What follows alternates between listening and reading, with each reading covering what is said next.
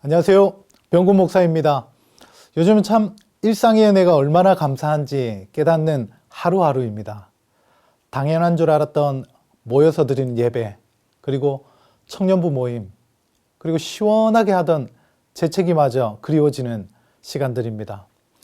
이 어려운 시간들을 통해서 우리 자신을 돌아보고 또 영적으로 무장하는 저와 여러분 되시길 예수님 이름으로 축복합니다. 오늘 우리에게 주신 말씀은 누가복음 22장 31절부터 32절 말씀입니다. 우리 한 목소리로 다 함께 읽어보겠습니다.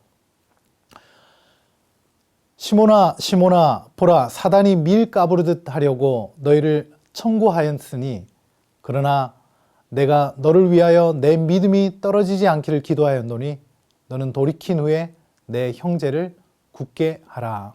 아멘. 오늘 본문은 아주 특별한 사건이 기록되어 있습니다.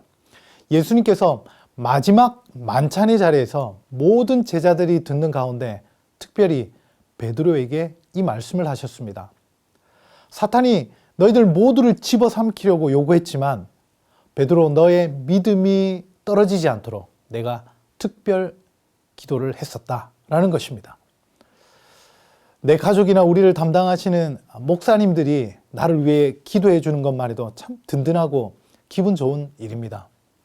그런데 예수님께서 친히 나를 위해 기도하신다면 얼마나 감사하고 감격스러운 일일까요? 예수님이 기도하시면 그것이 무엇이든지 다 응답되지 않겠습니까? 그렇다면 왜 성경은 예수님께서 베드로를 위해 하신 이 특별한 중보기도를 기록했을까요? 결국 베드로는 이 기도에도 불구하고 예수님을 배반하게 됩니다. 하지만 베드로는 닭의 울음소리를 듣고 회개의 눈물을 시작으로 회복되었습니다. 그 사도행전에서 오순절 강림 사건을 경험한 베드로는 완전히 딴 사람이 되었습니다. 베드로의 설교를 통해 하루에 3,000명이 회개하는 능력의 사도가 되었습니다. 이 모든 일이 어떻게 가능했을까요? 바로 예수님의 중보기도 때문입니다. 사도행전에 등장하는 위대한 베드로의 모습은 예수님의 중보기도가 만든 위대한 작품인 것을 성경은 그리고 누가는 말하고 싶은 것입니다. 자, 그렇다면 오늘 이 예수님 말씀을 통해 배울 수 있는 교훈이 무엇인지 함께 살펴보기를 원합니다. 첫 번째 교훈은 사단의 청구는 그 대상을 가리지 않는다는 사실입니다. 사실 매달 나오는 카드 청구서만 해도 힘들어 죽겠는데 사단까지 뭘 청구한답니다. 31절 말씀에 사단이 밀 까부르듯 하려고 너희를 청구하였다라고 말씀하고 있습니다. 사단이 하나님께 요청했습니다. 무엇을요? 제자들을 밀 까부르듯 할 수 있도록 요청했다고 합니다. 여기서 까부르다라는 말은 사진처럼 곡식을 체질하다는 뜻입니다. 마치 알곡과 쭉정이를 나누기 위해 채를 흔들듯이 사단이 제자들을 유혹에 빠뜨리기 위해 그들의 믿음을 혹독하게 시험한다는 것입니다. 결론적으로 베드로뿐만 아니라 제자들 모두는 이러한 사단의 시험에 견디지 못하고 그만 실패했습니다. 여러분, 사단이 청구한 예수님의 제자들이 누구입니까? 주님이 친히 불러 세우신 제자들입니다. 예수님의 능력을 체험한 자들이었습니다. 예수님의 능력을 전수받은 자들입니다. 그런데 보십시오. 사단은 제자들 모두를 청구합니다. 사단이 어떠한 존재인지 우린 바로 인식해야 합니다. 사단은 자기가 넘어뜨리고자 하는 명단에서 단 한 사람도 제외시키는 법이 없습니다. 사단이 하는 일이 무엇인 줄 압니까? 바로 하나님께서 택하신 모든 사람들을 실족케 하는 것입니다. 거짓말로 하나님을 떠나게 하고 죄의 길을 걷게 하고 방황하게 하는 것입니다. 우리 모든 예배와 모임을 참석하면서도 온 힘을 다해서 봉사하면서도 하나님을 떠나 방황할 수 있습니다. 이를 누구보다 잘 아는 베드로 사도는 이렇게 경고합니다. 우리 함께 읽겠습니다. 근신하라 깨어라 너희 대적 마귀가 우는 사자같이 두루다니며 산길차를 찬다니. 아멘. 우리 중에 그 누구도 사단의 청구한 명단에서 제외된 사람은 없습니다. 우리가 영적으로 늘 각성하고 있어야 할 이유가 바로 이것입니다. 우리 모두는 이단의 미혹과 잘못된 사상으로부터 결코 안전하지 않습니다. 오늘 예수님 말씀을 통해 배울 수 있는 두 번째 교훈은 기도에도 전략적인 지혜가 필요하다는 사실입니다. 예수님께서는 베드로를 위한 중보기도가 곧 모든 제자들을 위한 것임을 알고 계셨습니다. 베드로는 잘하든 못하든 모든 일에 앞장서며 누구에게도 지기 싫어하는 사람이었습니다. 결코 예수님을 배반하지 않겠다는 베드로의 장담에 제자들도 덩달아 동의를 했습니다. 예수님의 부활 이후 고기 잡으러 떠난 베드로를 따라 6명의 제자들도 함께 따라갔습니다. 베드로가 탁월한 리더십을 가졌음을 예수님께서는 이미 알고 계셨습니다. 그래서 예수님은 특별히 베드로를 위해서 기도하셨고 변화한 베드로는 그 누구보다 막강한 영향력을 끼치게 되는 것입니다. 그리고 예수님은 미리 베드로에게 말씀하셨습니다. 너는 돌이킨 후에 내 형제를 굳게 하라. 이것이 베드로에게 주어진 또 하나의 사명이었습니다. 우린 예수님의 전략적인 중보기도를 본받아 분별력 있는 기도를 해야 할 것입니다. 그래서 많은 사람들에게 영향력을 미칠 수 있는 사람들이나 영역을 놓고 집중적으로 기도할 필요가 있는 것입니다. 지금과 같은 국가적 위기의 때에 무엇보다 우리나라 대통령과 국가의 고위 지도자들을 위해 기도해야 할 것입니다. 그들의 결정 하나하나가 우리 국민들의 삶에 지대한 영향을 미치기 때문입니다. 그리고 우리 교회 담임 목사님과 장로님들을 위해 기도가 절실합니다. 당회의 결정 하나하나가 교회의 방향과 우리 신앙에 큰 영향을 주기 때문입니다. 국가와 사회의 미래를 이끌어갈 지도자들을 키우는 학교 그리고 선생님들을 위한 기도도 빠뜨리면 안 될 것입니다. 사실 우리는 우리 자신의 앞가림도 하기 바쁘다고 말할 수 있습니다. 우리 학교 생활, 우리의 직장, 우리의 결혼 다 중요합니다. 하지만 우리는 그 모든 것을 뛰어넘어야 합니다. 나라가 없는 백성은 있을 수 없습니다. 교회가 없는 신앙생활 있을 수 없습니다. 이런 지도자들을 위한 기도는 이런 전략적인 기도는 바로 나를 위한 기도인 것입니다.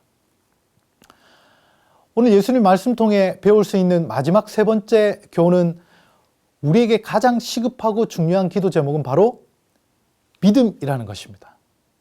32절 말씀을 보면 예수님께서는 베드로를 위해 그의 믿음이 떨어지지 않도록 기도하셨다고 분명히 말씀하고 있습니다. 다시 말해서 예수님께서는 베드로가 예수님을 배반하지 않도록 기도하지 않으셨습니다.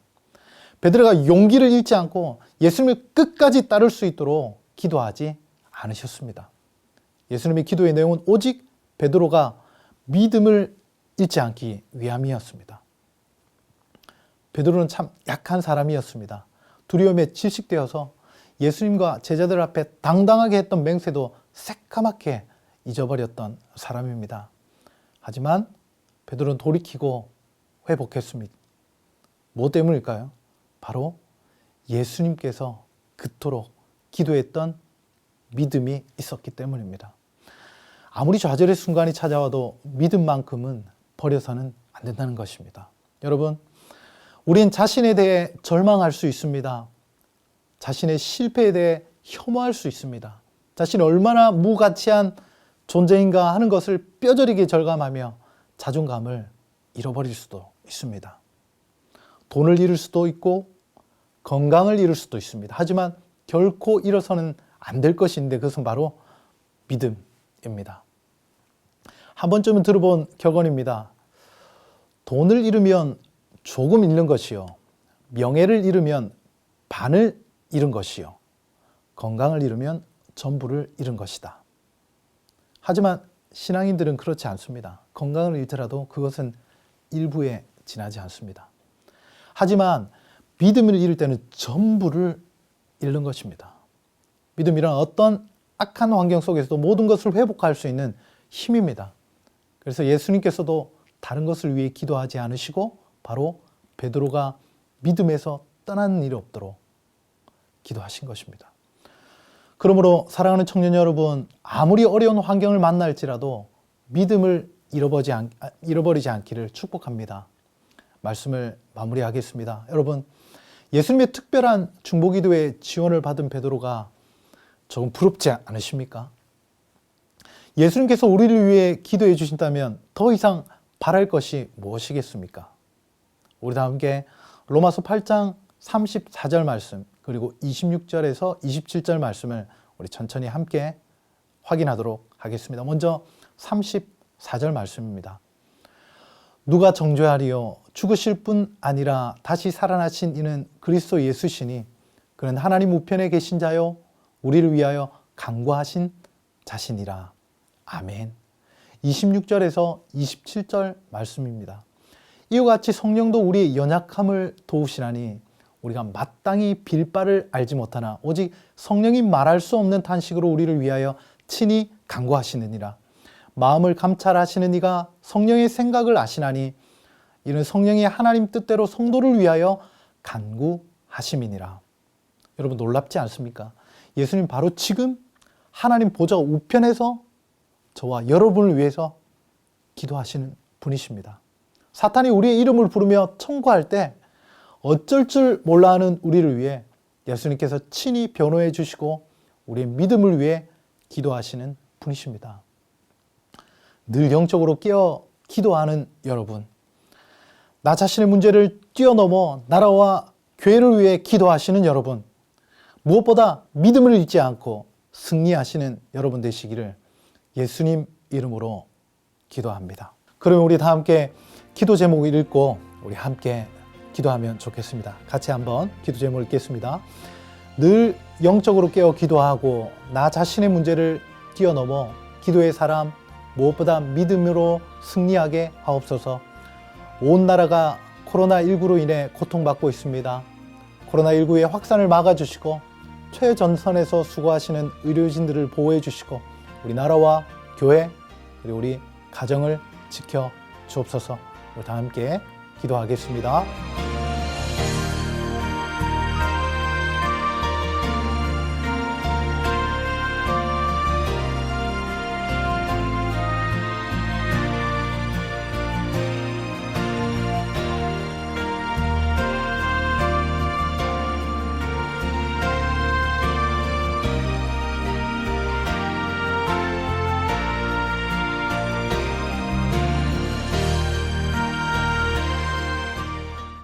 네, 그러면 이제 오늘 말씀 중에 퀴즈를 풀어보도록 하겠습니다. 네, 예수님의 중보기도를 통해 배우는 세 가지 교훈을 우리가 오늘 배웠습니다. 첫째, 사단의 땡땡은 그 대상을 가리지 않는다. 둘째, 기도에도 전략적인 땡땡가가 필요하다. 셋째, 가장 중요한 기도 제목은 땡땡이다.